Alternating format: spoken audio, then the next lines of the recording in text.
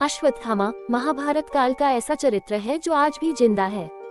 ऐसी मान्यता है कि अश्वत्थामा एक श्राप के कारण अमर है और जंगलों में भटक रहा है। उसके शरीर पर बड़े बड़े घाव हैं। महाभारत के इस पात्र की कहानी रहस्यमय और चौंकाने वाली है। एक गलती के कारण अश्वत्थामा को ऐसा श्राप मिला जिसके कारण उसे दुनिया खत्म होने तक जीवन से मुक्ति नहीं मिल पाएगी। वह इधर से उधर भटकता ही रहेगा। अश्वत्थामा को ये श्राप किसी और ने नहीं बल्कि स्वयं भगवान श्री कृष्ण ने दिया था।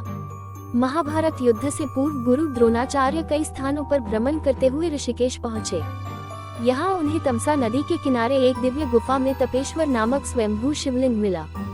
गुरु द्रोणाचार्य और उनकी पत्नी माता कृपी ने उस गुफा में शिवजी को प्रसन्न करने के लिए तपस्या की। उनके तप से खुश होकर भगवान शिव ने उन्हें पुत्र प्राप्ति का वरदान दिया।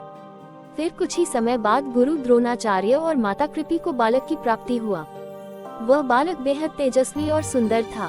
द्रोणाचार्य और अश्वत्थामा ने युद्ध में पांडव सेना को तितर बितर कर दिया। एक बार महाभारत के युद्ध में द्रोणाचार्य का वध करने के लिए पांडवों ने झूठी अफवाह फैला दी कि अश्वत्थामा मर चुका है।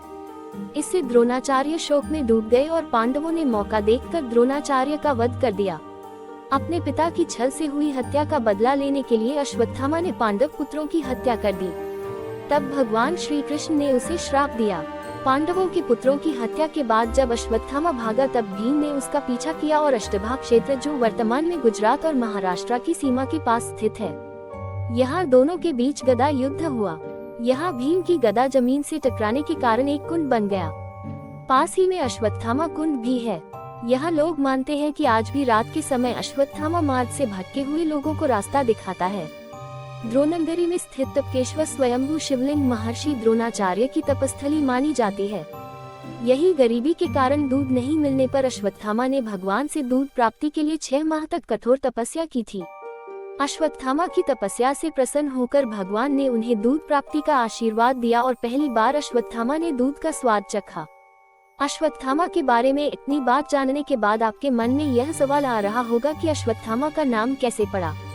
इसकी एक बड़ी रोचक कथा है। अश्वत्थामा ने जब जन्म लिया तब उसने अश्व के समान घोर शब्द किया। इसके बाद आकाशवाणी हुई कि यह बालक अश्वत्थामा के नाम से प्रसिद्ध होगा। अश्वत्थामा के सिर पर जन्म से ही एक मणि थी। द्रौपदी ने अर्जुन की प्रार्थना पर गुरु पुत्र को प्राण दान दे दिया, लेकिन सजा के तौर पर मणि छीन ली और उसके बाल काट लिए। उन दिनों बाल काट लेने का मतलब मृत्युदंड माना जाता था।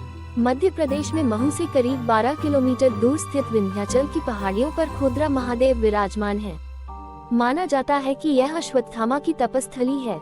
ऐसी मान्यता है कि आज भी अश्वत्थामा यहाँ आते हैं। महाभारत युद्ध समाप्त होने के बाद कौरवों की ओर से सिर्फ 3 योद्धा बचे थे, कृतवर्मा और अश्वत्थामा। कृप हस्तिनापुर चले आए और कृतवर्मा द्वारिका। शाप से दुखी अश्वत्थामा को व्यास मुनि ने शरण दिया। मध्य प्रदेश, उड़ीसा और उत्तराखंड के वनों में आज भी अश्वत्थामा को देखे जाने की चर्चाएं होती रहती हैं।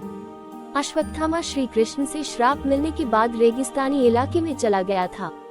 कुछ लोग तो ये भी कहते हैं कि अश्वत्थामा आज भी अमुक जगहों पर आता रहता है, लेकिन इसकी कोई प्रामाणिकता सिद्ध नहीं कर पाया है।